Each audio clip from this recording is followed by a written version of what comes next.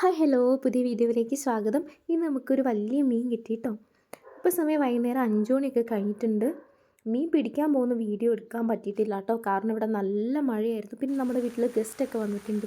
വല്യച്ഛൻ്റെ അനിയനും അനിയൻ്റെ മക്കളും അതുപോലെ തന്നെ എൻ്റെ നാത്തൂനൊക്കെ വന്നിട്ടുണ്ട്. അതുകൊണ്ട് തന്നെയാണ് കേട്ടോ മീൻ കിട്ടുമോ എന്ന് നോക്കാമെന്ന് പറഞ്ഞാണ് പോയത്. മീൻ കിട്ടുമെന്നൊരു ഉറപ്പുമില്ലായിരുന്നു.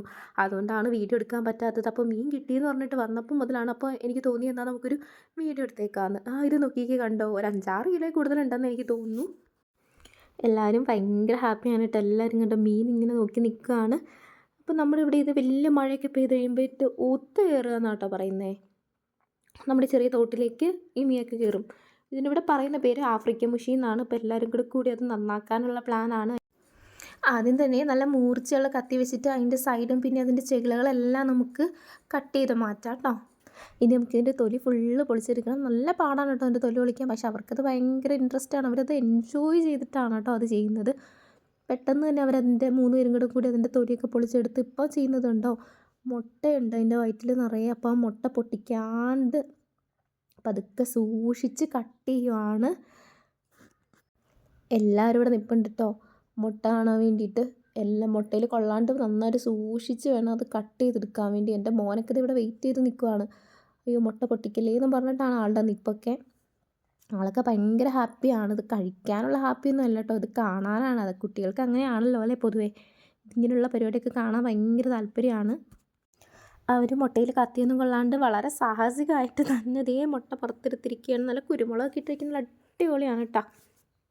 ഇനി അതിൻ്റെ തല കട്ട് ചെയ്ത് മാറ്റണം. തല കട്ട് ചെയ്ത് മാറ്റി നമുക്ക് തലക്കറി വെക്കാമെന്നൊക്കെ അവർ പറയുന്നുണ്ട്. നല്ല പാടാണ് തല കട്ട് ചെയ്യാൻ, നല്ല ഹാർഡാണ് കേട്ടോ. അപ്പോൾ അവർ ഓരോരുത്തർ മാറി മാറി തല കട്ട് ചെയ്തത്, കത്തിയൊക്കെ മാറ്റിയാണ് തല കട്ട് ചെയ്തത്. അവസാനം തല കട്ട് ചെയ്തു. ഇപ്പം തന്നെ രാത്രി ആയിട്ടുണ്ട് കേട്ടോ സമയം.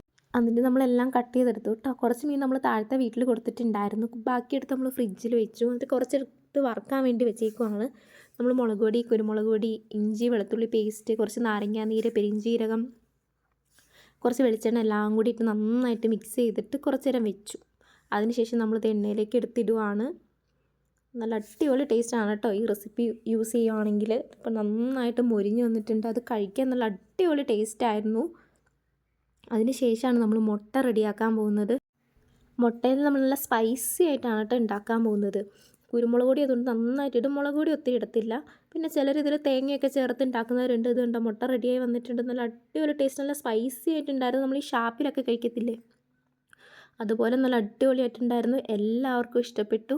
എല്ലാവരും കഴിക്കുന്നുണ്ട്. പക്ഷേ കുഞ്ഞ് കഴിച്ചില്ല കേട്ടോ, കാരണം അവന് നല്ല എരിവായിരുന്നു. അപ്പം ആദ്യം ഞാനൊരു ഇത്തിരി കുരുമുളക് പൊടി അധികം ഇടുന്നതിന് മുമ്പ് ഞാൻ കുറച്ചെടുത്ത് മാറ്റി വെച്ചിട്ടുണ്ടായിരുന്നു. അപ്പോൾ അവന് ഞാൻ ചോറിൻ്റെ കൂടെ കൊടുത്തു. പക്ഷെ അവന് ഒത്തിരി ഇഷ്ടപ്പെട്ടില്ല. അവന് ഈ ചെറിയ മീനുകളുടെയൊക്കെ മുട്ട കഴിക്കുന്നതാണ് ഇഷ്ടം. അപ്പോൾ എല്ലാവരും ഭയങ്കര ഹാപ്പിയാണ്. എല്ലാവരും കൂടി ആയതുകൊണ്ട് അടിപൊളിയായിരുന്നു. എല്ലാവർക്കും ഞങ്ങളുടെ വീഡിയോ ഇഷ്ടപ്പെട്ടെങ്കിൽ ഞങ്ങളുടെ ചാനൽ സബ്സ്ക്രൈബ് ചെയ്ത് സപ്പോർട്ട് ചെയ്യണം. Thank you so much.